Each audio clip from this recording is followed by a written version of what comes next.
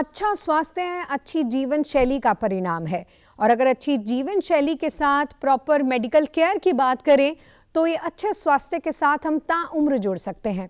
आज के इस हेल्थ शो में भी हम इसके कड़ी के बारे में बात करेंगे। स्पेशली आज बात करेंगे कैंसर केयर से जुड़ी हुई और बात करेंगे कि चंडीगढ़ कैसे एक ऐसा स्थान बना है जो कि पूरे हिंदुस्तान में इनफैक्ट बाहर भी हेल्थ केयर से जब बात है कैंसर के पेशेंट्स का इलाज करने की तो उसमें एक बहुत बड़ी कड़ी जोड़ रहा है। नमस्कार, मैं निधि हूँ आपके साथ और आज के इस कार्यक्रम में हम बात कर रहे हैं। हमारे साथ है प्रोफेसर डॉक्टर आशीष गुलिया जो कि हैं director Homi Bhabha cancer hospital and research centre से।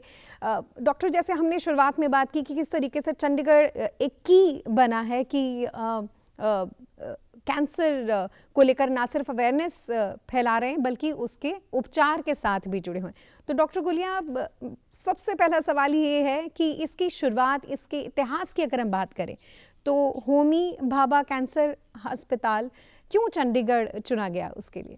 Homi Bhabha cancer hospital research centre जो कि न्यू चंडीगढ़ में बना है, ये एक डिपार्टमेंट ऑफ एटॉमिक एनर्जी का इनिशिएटिव है।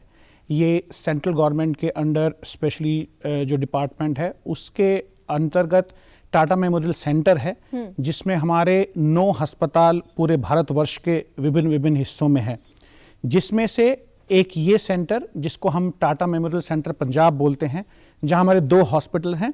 एक होमी भाभा कैंसर हॉस्पिटल संगरूर जो हमने सन 2014 में शुरू किया था, और एक न्यू चंडीगढ़ में Homi Bhabha cancer hospital and research centre जो कि हमने 2022 में माननीय हमारे श्री प्रधानमंत्री श्री नरेंद्र मोदी जी ने इसका उद्घाटन किया था।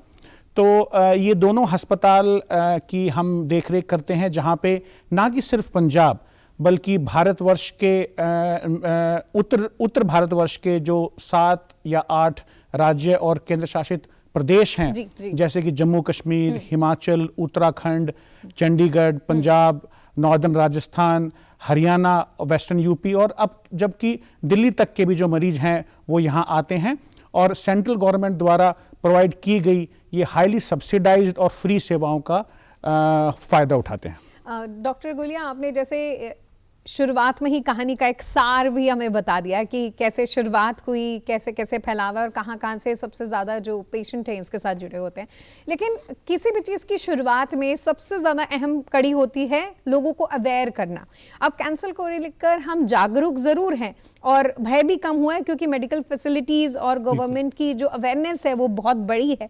तो उसमें Homi Bhabha cancer hospital and research centre की अगर हम बात करें तो आपने इसके फैलाव के लिए और इसके प्रचार के लिए, स्पेशली जब आपकी डॉक्टर्स की टीम की बात की जाती है जो कि एक्सपर्ट्स हैं, तो किस तरीके से वो लोगों तक के अवेयरनेस को फैलाते रहे? आपने बहुत सही सवाल पूछा निधि जी। और कैंसर का जो उपचार है वो हम जब करते हैं तो हम सिर्फ उन्हीं पेशेंट्स का इलाज कर पाते हैं जिनको कैंसर हो गया है। लेकिन जिस तरीके से भारतवर्ष के अंदर हमारी जनसंख्या बढ़ रही है और जैसे जैसे कैंसर ज़्यादा मात्रा में हो रहा है, इसीलिए बहुत ज़्यादा ज़रूरी है कि हम ना कि सिर्फ उपचार की तरफ ध्यान दें बल्कि इसके प्रिवेंशन की तरफ, इसको होने से पहले ही हम जो हमें जो एजुकेशन अवेयरनेस करनी है उसके ऊपर हम ज़रूर काम करें। तो Homi Bhabha cancer hospital research centre में हम ना कि सिर्फ सर्विसेज प्रोवाइड करते हैं ट्रीटमेंट की, लेकिन हमारा एक बहुत बड़ा डिपार्टमेंट है जो डिपार्टमेंट ऑफ प्रिवेंटिव ऑन्कोलॉजी या पब्लिक हेल्थ डिपार्टमेंट बोल सकते हैं, जो एक पूरा भरसक प्रयास करता है कि आसपास के जितने भी पॉपुलेशन एरियाज हैं, जितने स्टेट्स मैंने बोले, उन स्टेट्स में हम कैंसर से रिलेटेड जो कि कॉज होने के जो कारण हैं उनका हम लोगों को बताएं, क्या क्या हैबिट्स हमें छोड़नी चाहिए या क्या क्या चीज़ों से हमारा कैंसर ज़्यादा होता है उनके बारे में अवगत कराएं। इसके साथ साथ अगर किसी को प्री कैंसरस कंडीशन की कुछ सिम्टम्स हैं उनके बारे में अवगत किया जाता है, उनको बताया जाता है कि अगर ऐसे कुछ सिम्टम्स हैं तो आप आके इन फ्री सेवाओं का आप लाभ उठा सकते तो हैं। आप यहाँ दूरदर्शन के माध्यम से इन बातों के बारे में भी थोड़ा और जिक्र कर सकते हैं कि जो कारक हैं जिनके बारे में हम साथ के साथ अवेयर भी कर सकते हैं। बिल्कुल। श्रोताओं, आपको ये जानना बहुत ज़रूरी है कि अर्बनाइजेशन के साथ साथ हमारे देश में कैंसर की जो मात्रा है, जो कैंसर के जो मरीज हैं उनकी संख्या बढ़ रही है। अर्बनाइजेशन जब एक जो शब्द जो हम शहरीकरण कहते हैं, इसके अंदर बहुत सारी चीजें हैं, जैसे lack of physical activity and exercise, obesity, heavy consumption of tobacco, alcohol, और जो eating of lot of processed foods. तो ये जो सारी चीजें मिलके अर्बनाइजेशन के साथ साथ आती हैं, ये एक ऐसा कॉम्प्लेक्स मिल्यू क्रिएट कर देती हैं कि कैंसर होने की जो मात्रा है वो बढ़ जाती है। इसीलिए हम कैंसर के ज्यादा मरीज देख रहे हैं अर्बन एरियाज। जहां हम बात करते हैं मॉडर्नाइजेशन की, बेसिकली हम पीछे जा रहे हैं अगर हेल्थ के पॉइंट ऑफ व्यू की बात करें, जहां हमें लगता है कि हम ये मॉडर्न हो रहे हैं, इन चीज़ों के साथ जुड़ रहे हैं। इट इज़ बेसिकली जैसे कि हमें डॉक्टर गुलिया ने बताया कि अगर हम अच्छे जीवन शैली के साथ जुड़ेंगे तो हम अपने आप को बहुत सी समस्याओं से दूर रख सकते हैं, स्पेशली कैंसर से दूर रख सकते हैं। डॉक्टर गुलिया, जैसे आप बता रहे थे कि समय दर समय आप अवेयरनेस कैंपेन चला रहे हैं, आपकी पूरी डॉक्टर्स की टीम इसमें सहयोग दे रही है, तो उसका रिस्पॉन्स और उसको आपने किस तरीके से देखा है कि पेशेंट आप तक पहुंच रहे हैं, स्पेशली उनकी फैमिलीज को समझाना, उनका ख्याल रखना भी एक काइंड ऑफ साइकोलॉजिकली भी आपकी और आपकी टीम की रिस्पॉन्सिबिलिटी बन जाती होगी? बिल्कुल। आपके प्रश्न को मैं 2 हिस्सों में जवाब दूंगा। पहला कि किस तरीके से हम कैंसर अवेयरनेस कैंप्स करते हैं। हमारे कैंप्स कोई सिंपल कैंप्स नहीं होते हैं कि हम पॉपुलेशन में जाएं और एक लेक्चर लें या फिर एक स्क्रीनिंग कैंप रखें जहां पे कुछ टेस्ट हो गए और वापस आ जाएं, ऐसा नहीं होता है। Our camps are very very well planned. हमारा एक कैंप जहां हम एक जगह करते हैं वो तकरीबन 2 दिन तक चलता है। पहले दिन हम सिर्फ लोगों को अवेयर करते हैं, उनके साथ इंटरैक्ट करके कनेक्शन बिल्डअप करते हैं। क्योंकि देखिए, अगर मैं किसी को भी बोलूं कि आप टेस्ट करा लीजिए, मुझे चेक करना है आपको कैंसर है कि नहीं, so everybody will get scared and run away. ऐसा नहीं है, हमारे को एक रैपो डेवलप करनी पड़ती है। Trust building factor, trust building करने के बाद फिर हम फ्री कैंप्स लगा के जो भी टेस्ट करने होते हैं, मेल्स के लिए अलग और फीमेल्स के लिए अलग, वो करते हैं। बिल्कुल, ये सिर्फ पहला पड़ाव है। इसके बाद हम वहाँ के जो मौजूद लोग होते हैं, जैसे वहाँ के सरपंच हो गए हैं या एएनएम्स हैं या कुछ डॉक्टर्स हैं, हम उनको ट्रेन करते हैं कि हमारे जाने के बाद भी ये एजुकेशन वहाँ पे परकोलेट कर सके, ताकि और लोगों को अवगत कराया जा सके। उसके बाद हम हमारे हॉस्पिटल के कॉन्टैक्ट नंबर छोड़ते हैं, ताकि जिस पेशेंट को अगर ऐसे सिम्टम्स बाद में भी डेवलप हो सके, वो हॉस्पिटल में आके फ्री सेवाएं ले सके, फ्री टेस्ट करा सकें।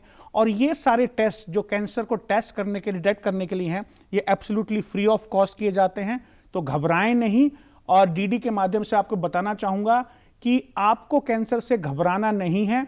हमारी कोशिश ये रहनी चाहिए कि जैसे ही थोड़े से सिम्टम्स हों, जैसे फॉर एग्जांपल आपके मुंह के अंदर कोई अल्सर है जो 6 हफ्ते से ज़्यादा है, कोई स्वेलिंग है जो बढ़ रही है, आपके पेशाब के रास्ते से या लैट्रिन के रास्ते से आपकी बाउल हैबिट्स चेंज हो गई, या ब्लड आ रहा है, या कोई भी शरीर में गांठ है, चाहे ब्रेस्ट में और पेट में बढ़ रही है, तुरंत जाके डॉक्टर को दिखाएं और डिटेक्ट करवाएं। अगर हम कैंसर को अर्ली स्टेज में पकड़ लेंगे तो उसका इलाज संभव है और हम बहुत जिंदगियां बचा सकते हैं। डॉक्टर, जैसे आपने अभी अवेयरनेस से जुड़ी हुई बहुत सारी बातें की और कैसे आप गांव-गांव में जाकर सरपंच और एएनएम को अवेयर कर रहे हैं ताकि ये इसके फैलाव को ही रोका जा सके, और अगर हो रहा है तो आपके साथ जुड़ा जा सके। आपने इस कॉन्वर्सेशन में बीच में कहा कि फ्री मेडिकल फैसिलिटीज़ मिल रही है, तो ये मैं ज़रूर जानना चाहूँगी, क्योंकि जब भी कैंसर की बात आती है तब दिमाग में सबसे बड़ी टेंशन किसी भी परिवार के लिए ये होती है कि इसका खर्चा बहुत ज़्यादा होगा, ये जो थेरेपी है वो बहुत प्रोलॉन्ग जाती है। तो एक सामान्य परिवार को ये डर भी बहुत बड़ा सताता है। तो Homi Bhabha cancer hospital and research centre किस तरीके से ये टेंशन से लोगों को दूर करता है? आपने बहुत सही सवाल पूछा, और मैं आई थिंक इस पूरे एपिसोड में जो सबसे इंपॉर्टेंट चीज़ है वो ये आप सब लोगों को बताना होगी कि Homi Bhabha cancer hospital research centre एक सेंट्रल गवर्नमेंट का एक पब्लिक एक गवर्नमेंट हॉस्पिटल है, जिसमें तकरीबन 750 करोड़ की सुविधा न्यू चंडीगढ़ सेंटर में बनाई गई है सेंट्रल गवर्नमेंट के द्वारा, जिसमें पंजाब गवर्नमेंट ने 50 एकड़ जमीन एब्सोल्युटली फ्री ऑफ कॉस्ट दी थी। तो ये सेंट्रल गवर्नमेंट हॉस्पिटल आपके लिए खोला गया है ताकि आपको बहुत ही ज्यादा सब्सिडाइज्ड या फिर फ्री ट्रीटमेंट दिया जा सके। टाटा मेमोरियल सेंटर का हमेशा प्रयास रहता है कि कैंसर की जो कॉस्ट है उसको कैसे कम से कम किया जा सके। इसीलिए आप जैसे देखेंगे जो दवाइयां हमारे सेंटर में हैं वो एमआरपी से 50% से लेके 80% तक उससे कम रेट पे मिलती हैं, प्रोक्योर की जाती हैं और सेम ही पेशेंट को उसी रेट पे दी जाती हैं। इनफैक्ट डॉक्टर गुलिया, आपके हॉस्पिटल की जो विजुअल प्रेजेंटेशन है वो भी हमारी टेलीविजन स्क्रीन के साथ हम जोड़ रहे हैं। जी सर, जैसे आपने बताया कि वो भी फ्री दी जाती हैं। इसके साथ साथ क्योंकि हम पब्लिक सेक्टर हॉस्पिटल हैं और कैंसर की केयर सिर्फ उसका इलाज करना नहीं, इलाज के लिए तो हमारे पास बेस्ट ऑफ सर्जन्स हैं, ओटीज हैं, रेडियोथेरेपी मशीन्स हैं state of art, chemotherapy drugs हैं, लेकिन इसके साथ साथ जैसे आपने बोला कि कैंसर का ट्रीटमेंट बहुत लंबा चलता है, तो हमारे को पेशेंट को और फैमिली को सपोर्ट करना पड़ता है। So we call it holistic cancer care. तो जैसे हॉस्पिटल के अंदर एक धर्मशाला है जो ऑलमोस्ट फ्री ऑफ कॉस्ट है, उस धर्मशाला में लंगर है जहां पे खाना फ्री मिलता है। हमने स्टेट गवर्नमेंत से बात की है कि जो कैंसर पेशेंट और उसके साथ एक रिलेटिव है वो फ्री ट्रांसपोर्ट ले सकते हैं। तो मेरे कहने का महत्व ये है कि सिर्फ आपको ये कोशिश करनी है कि अगर कैंसर से रिलेटेड आपके कोई भी सिम्टम्स हैं तो आप अस्पताल तक पहुंचे। अस्पताल ना कि सिर्फ आपका इलाज करेगा बट जो कि psychological support, moral support, family support, other जो एंसिलरी सपोर्ट्स हैं वो भी हॉस्पिटल में प्रोवाइड की जाती हैं। और हमारा एफर्ट यही है कि जो सेंट्रल गवर्नमेंट ने और पंजाब गवर्नमेंट ने ये प्रयास किया है इससे ज़्यादा मरीजों का इलाज हो सके और वो ठीक हो सके। सामंजस्य बड़ा ज़रूरी होता है, जैसे कि आपने बताया कि central government and Punjab government की तरफ से ये एक इकट्ठा एक उपराला है जो कि लोगों तक इतनी सारी फैसिलिटीज़ को पहुंचा रहा है। और बड़ी राहत मिलती है जब हमें पता चलता है कि इतना अगर एक्सपेंसिव ट्रीटमेंट की बात करें और वो किस तरीके से फ्री उपचार मिल रहा है, इतनी सारी फैसिलिटीज़ मिल रही हैं। तो डॉक्टर, मैं जानना चाहूँगी कि क्या हर तरीके के कैंसर का उपचार आपके Homi Bhabha cancer hospital research centre में उपलब्ध है? बिल्कुल बिल्कुल मैडम। आज के दिन अगर हम देखें, अगस्त 2022 में जब इस हॉस्पिटल का उद्घाटन हुआ था तो शुरू में हमने इस हॉस्पिटल के अंदर day care facility, diagnostic facility, radiotherapy facility शुरू की थी। लेकिन 2023 जुलाई से सारी फैसिलिटीज इस हॉस्पिटल के अंदर अवेलेबल हैं। चाहे किसी भी टाइप का कैंसर है, चाहे आपका बच्चेदानी का कैंसर है या लंग कैंसर है या स्टमक कैंसर है, या जैसे मैं ऑर्थोपेडिक सर्जन हूं तो मैं हड्डी का और मांसपेशी का कैंसर ट्रीट करता हूं, या इवन जो दिमाग के कैंसर हैं, हर कैंसर का इलाज है। इवन ब्लड कैंसर, बच्चों का कैंसर, हर तरीके के कैंसर का इलाज पॉसिबल है। और हमारे पास सारे लेटेस्ट इक्विपमेंट्स, सुविधाएं उपलब्ध हैं जिसका हम उपयोग करके ग्लोबल स्टैंडर्ड ट्रीटमेंट हम पेशेंट्स को दे सकते हैं irrespective of their socio economic status. बहुत आपकी हर बात में ऐसा लगता है कि शायद बहुत से लोगों की आप टेंशन कम कर रहे हैं, उनको एक राहत मिल रही है। और जैसे आपने बताया कि नॉर्थ इंडिया से तो बहुत सारे स्पेशली पेशेंट आते ही हैं। तो मैं जानना चाहती हूँ सर कि जो फ्लो ऑफ पेशेंट है डॉक्टर गुलिया, वो कैसा रहता है अगर पर डे की बात करें, and what is the success rate? Okay, so again I will divide the answer into two parts. हाँ जी, पहले संगरूर हॉस्पिटल जो 2014 से शुरू है और वहाँ पे तकरीबन हर रोज़ हम 350 से 400 मरीज़ ओपीडी के अंदर आते हैं हर रोज़। उसके साथ साथ हमने जब पिछले साल का डेटा एनालिसिस किया तो हमने देखा कि तकरीबन 82 to 83% ऑफ पेशेंट्स जो संगरूर में आते हैं वो पंजाब से आते हैं और बाकी नियर बाई स्टेट्स के से आते हैं। जब हम न्यू चंडीगढ़ सेंटर की बात करते हैं तो approximately 300 to 400 patients again every day they come to OPD. और ये सेंटर काफ़ी बड़ा है, तो यहाँ पे 300 बेड्स हैं एज कम्पेयर टू संगरूर जहाँ पे 150 बेड हैं।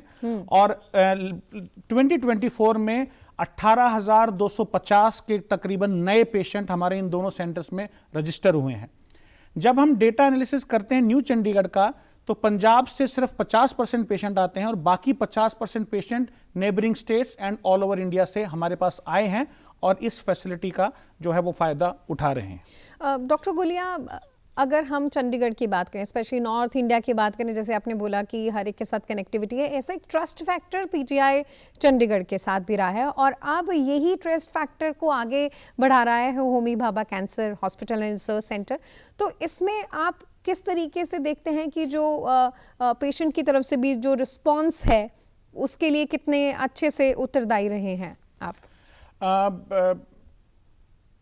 टाटा हॉस्पिटल का एक ब्रांड वैल्यू है जी। I will just take you little bit behind this. तो नाम बेशक टाटा मेमोरियल सेंटर है, लेकिन ये जो टाटा ग्रुप है उससे इसका कोई संबंध नहीं है। एक्चुअली टाटा मेमोरियल सेंटर जो है वो 84 ईयर ओल्ड इंस्टीट्यूशन है। ये 1941 में शुरू हुआ था मुंबई में, जहां मैंने 16 साल काम किया है, और फिर उसके बाद मैं देश की आज़ादी से भी पहले। हाँ जी, देश की आज़ादी से पहले ये सेंटर काम कर रहा है। उस टाइम पे टाटा ग्रुप ने इसको एज ए चैरिटेबल हॉस्पिटल शुरू किया था। 20 वर्ष के बाद 1962 में पूरा जमीन, hospital equipments department of atomic energy को दे दिया गया था, और 1962 से लेके अभी तक ये डिपार्टमेंट ऑफ एटॉमिक एनर्जी के अंडर है। और इसीलिए ये सेंट्रल गवर्नमेंट इंस्टीट्यूट है जो कि कैंसर कॉस्ट को कंट्रोल करके अच्छे तरीके से सब लोगों को ये ट्रीटमेंट कर पाता है। ट्रस्ट फैक्टर, क्योंकि टाटा एक ब्रांड वैल्यू है, वो तो साथ में है ही है। पीजीआई के अंदर भी हमारे पास बहुत अच्छी सुविधाएं उपलब्ध हैं, लेकिन क्योंकि एक मल्टी स्पेशलिटी हॉस्पिटल है, वहां पे जो हमारे जो बाकी मरीज हैं, जैसे हृदय रोगी, गुर्दा रोगी, किडनी रोगी, ब्लड प्रेशर, वो बहुत ज्यादा हैं। हमारे लिए हमारा पूरा कंसंट्रेशन सिर्फ कैंसर के ऊपर है। हमारे हॉस्पिटल में अगर कोई मरीज आता है जिसको कैंसर नहीं होता है, तो हम उसे पीजीआई भेज देते हैं, या और गवर्नमेंट जो हॉस्पिटल्स हैं या प्राइवेट हॉस्पिटल वहां भेज देते हैं, क्योंकि हमारी कोर कॉम्पिटेंस कैंसर है। इसीलिए हम उस चीज को एक अच्छे तरीके से डेवलप करके बेहतर ट्रीटमेंट हम दे पाते हैं। इसके साथ साथ मैं ये भी बोलना चाहूंगा कि not just core competence cancer, हमारे पास, जैसे आपने पूछा कि क्या स्पेशलिटी है, we run in disease management groups. जैसे ब्रेस्ट कैंसर करने के लिए जो भी डॉक्टर्स रिक्वायर्ड हैं वो एक ग्रुप के अंदर हैं। यहाँ पे डिपार्टमेंट्स नहीं हैं, यहाँ पे डिजीज मैनेजमेंट ग्रुप्स हैं। तो पेशेंट को डिपार्टमेंट नहीं जाना पड़ता है, वो एक ही ओपीडी में आते हैं। वहां पे जैसे मान लिया ब्रेस्ट कैंसर का पेशेंट है, तो ब्रेस्ट कैंसर ट्रीट करने वाला सर्जन, ब्रेस्ट कैंसर ट्रीट करने वाला मेडिकल ऑन्कोलॉजिस्ट, रेडिएशन ऑन्कोलॉजिस्ट, जिसने मैमोग्राफी करनी, रेडियोलॉजिस्ट, सभी एक ही जगह उपलब्ध हैं, ताकि एक टीम है जो डेडिकेटेडली उसी कैंसर पे है। तो ये तो काइंड ऑफ हम इसको यूएसपी समझे, जो कि बहुत ही स्पेशलिटी, जैसे आपने बताया कि एक ग्रुप ही साथ में मिल रहा है। एग्जैक्टली। सो जैसे फॉर एग्जांपल, जैसे मैंने आपको बताया कि मैं एक ऑर्थोपेडिक सर्जन हूं और मैं ट्रेंड हुआ कि मैं स्किन, मसल्स और बोन कैंसर्स को ट्रीट कर सकूं, तो मेरा जो ग्रुप है वो bone and soft tissue disease management group है। So I only treat these patients. इसीलिए अगर कोई सर्जन है जो जीआई कैंसर ट्रीट करते हैं, तो उनकी टीम अलग है, वो वही ट्रीट करते हैं।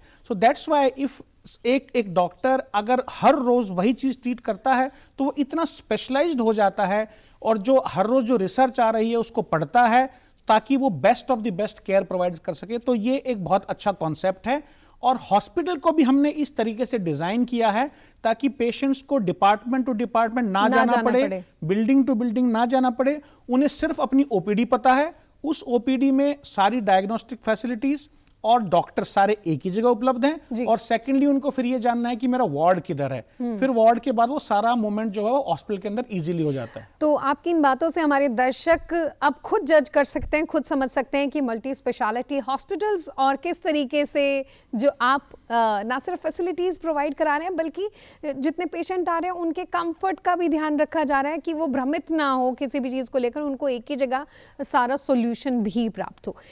डॉक्टर, क्योंकि अगर चंडीगढ़ स्पेसिफिक एरिया की बात करें, तो we are a kind of now, अगर मेडिकल टूरिज्म की बात करें तो एक हब बन चुका है। तो आपका क्या मानना है इस बातों को लेकर कि आगे आने वाले अगर फॉर एग्जांपल 5 सालों की बात करें, तो आप इसमें आपका कंट्रीब्यूशन कितना देखते हैं, और कितना आपको लगता है कि लोगों तक के मेडिकल फैसिलिटीज़ के साथ और जुड़ेंगे, स्पेशली कैंसर स्पेसिफिक? अगर निधि जी, आपने मेरा फेवरेट टॉपिक टच कर दिया है। We did not discuss about this, but to be very honest, एक एग्जाम्पल दूंगा आपको। आज से 20-25 साल पहले आप दिल्ली को देखिए जी। दिल्ली में एम्स जो हमारा सबसे बड़ा इंस्टीट्यूट है, सबसे मैसिव इंस्टीट्यूट है, ऐसे ही पीजीआई था इधर।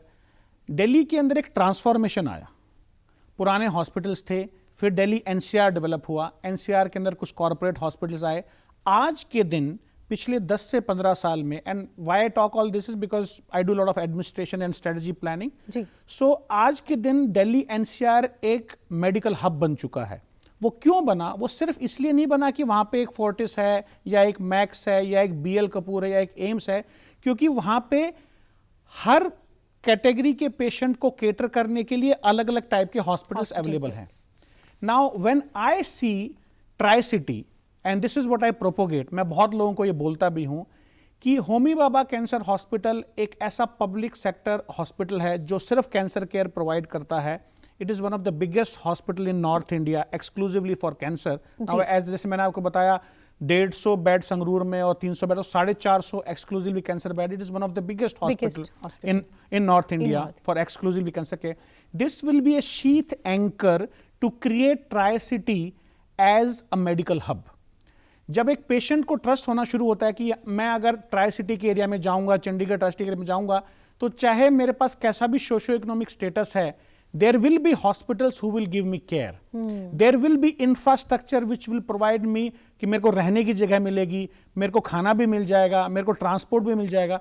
तो मुझे लगता है कि अगले 5 से 10 साल के अंदर ये सब हॉस्पिटल्स मिलके, प्राइवेट हॉस्पिटल्स मिलके, गवर्नमेंट हॉस्पिटल्स के, ये मेरा विजन है कि हम 10 से 15 साल के अंदर चंडीगढ़ ट्राई सिटी को एक मेडिकल हब के रूप में बना पाएंगे, ताकि जो हमारे पेशेंट्स हिली एरियाज में रहते हैं, जो बहुत कई समय तक पहुंच भी नहीं पाते हैं दूर दराज के एरिया में, उनके लिए एक ये ऐसी फैसिलिटी बनेगी ताकि वो आ सकें और अपना इलाज करवा सकें.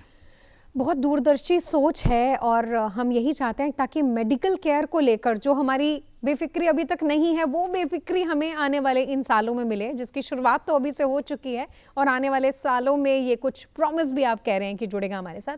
डॉक्टर गुलिया, जितनी भी हमारी योजनाएं होती हैं सरकार की तरफ से, जैसे आयुष्मान योजना है, तो वो सारी फैसिलिटीज़ भी, आयुष्मान भारत योजना है जैसे, वो सब स्वास्थ्य सेवाएं भी आपकी तरफ से मिलती हैं जिनके पास वो कार्ड उपलब्ध है? बिल्कुल बिल्कुल.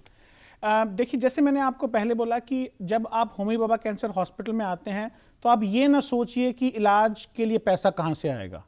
ये हॉस्पिटल खोला ही गया सेवा के लिए है. जैसे आपने बोला आयुष्मान स्कीम, हमारे हॉस्पिटल के अंदर ना सिर्फ आयुष्मान स्कीम है, बल्कि जैसे पंजाब की मुख्यमंत्री स्कीम है वो भी है जी. हिमाचल के पेशेंट्स के लिए जो हिम केयर स्कीम है वो भी हमारे हॉस्पिटल में है, जैसे पीजीआई में है, ऐसे हमारे पास भी है. हमारे पास बहुत सारे जो पीएसयूज हैं वो एमपैनल्ड हैं, जैसे railways, state bank of India, power grid. तो ऐसी बहुत सारी स्कीम्स हैं जो ऑलरेडी अवेलेबल हैं जिससे हम पेशेंट्स का ट्रीटमेंट करते हैं. इन एडिशन टू दैट हमारे पास बहुत सारे फंड्स आते हैं, जैसे ministry of health and family welfare हर साल हमें करोड़ों में रुपया देता है ताकि हम जो हमारे बच्चे हैं और जो हमारी माताएं बहनें हैं उनका हम फ्री इलाज कर सकें. इसी के साथ साथ जैसे हमारे पास ज़कात फंड है जो कि डेडिकेटेडली हमारे जो मुस्लिम भाई बहन हैं उनके डेडिकेटेडली इलाज के लिए आता है. We have a impact foundation जो कि हम टाटा मेमोरियल हॉस्पिटल से रन करते हैं, जिसमें हम पीडियाट्रिक पेशेंट्स का पूरा ट्रीटमेंट का हम खर्चा करते हैं. हमारे पास कुछ डेडिकेटेड फंड्स हैं, जैसे डॉक्टर अरुण कुरकुरे फंड, ताकि इन स्कीम्स में एमपैनल होने से पहले जो कि डायग्नोसिस पे जो खर्चा होता है वो हम उस फंड से दे सकते हैं. I have worked with lot of these foundations in Bombay, तो वो मेरे एक्सपीरियंस का मैं फ़ायदा उठाता हूँ और धीरे धीरे जैसे इंडियन कैंसर सोसाइटी, करो फाउंडेशन, ये बहुत सारी फाउंडेशंस आ रही हैं जिसके साथ साथ हमारे पास बहुत सारा फंड जनरेट होता है. तो पेशेंट टेंशन ना लें, ये ना सोचें कि मेरा मुख्यमंत्री कार्ड है या हिम केयर कार्ड है, आयुष्मान कार्ड है. नहीं है. अगर आप गरीब पेशेंट्स हैं, आपका बीपीएल कार्ड है, आपके पास पैसे कम हैं, तो सुविधाएं उपलब्ध हैं, फंड्स उपलब्ध हैं और आप प्लीज़ अपना ट्रीटमेंट ज़रूर कराएं.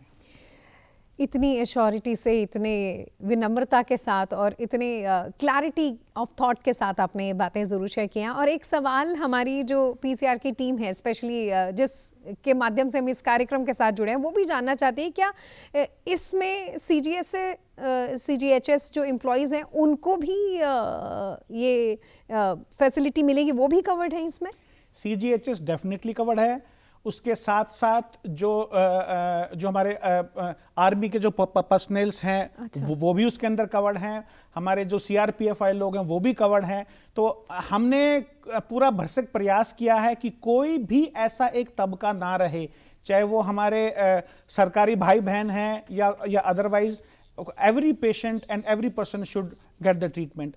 So I will also put one more thing here जी सर। कि हम बार बार बात कर रहे हैं कि हम ट्रीटमेंट प्रोवाइड करते हैं, हम सपोर्ट प्रोवाइड करते हैं। जी। एक्चुअली में Homi Bhabha cancer hospital research centre, जो कि एक हब है कैंसर केयर का नॉर्थ इंडिया में, उसको शुरू करने का जो हमारा महत्व था, जो हमारा दायित्व था, वो सिर्फ ये नहीं था कि हम लोगों का इलाज कर सकें।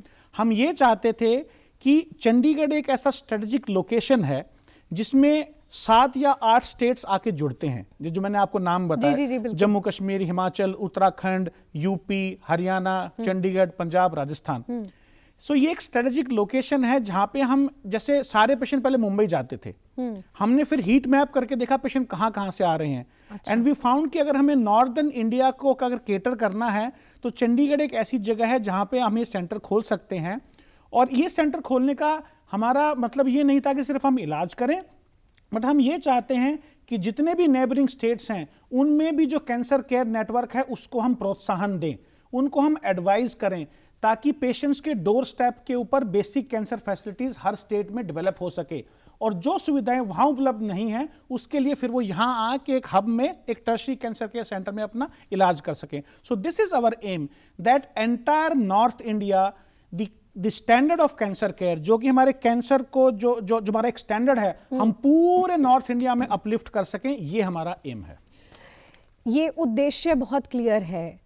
स्पेसिफिकली जब अवेयरनेस फैलाने की बात हो, और डोर टू डोर जैसे हम कोई कैंपेन चलाते हैं, वैसे ही है कि हम इन मेडिकल फैसिलिटीज़ के साथ जुड़ें। और इसके लिए सबसे ज़्यादा ज़रूरी है कि हम अपनी बॉडी को समझें, जानें, और उसके अकॉर्डिंगली हम अगर अपनी बॉडी में किसी भी तरीके का, जैसे कि डॉक्टर गुलिया ने हमें बताया कि अगर आपके मुंह में अल्सर है, प्रोलॉन्ग अल्सर है 5-6 महीने से, या बॉडी में किसी तरीके की गांठ आप नोटिस करते हैं, या फिर आप ब्लीडिंग नोटिस करते हैं, तो ज़रूरी है कि हम फर्स्ट लेवल पर सेल्फ एग्जामिन करें, अवेयरनेस स्प्रेड करें, अपने आप को उसके साथ जोड़ें और अच्छी मेडिकल फैसिलिटीज़ के साथ जुड़ें। आज हमारे साथ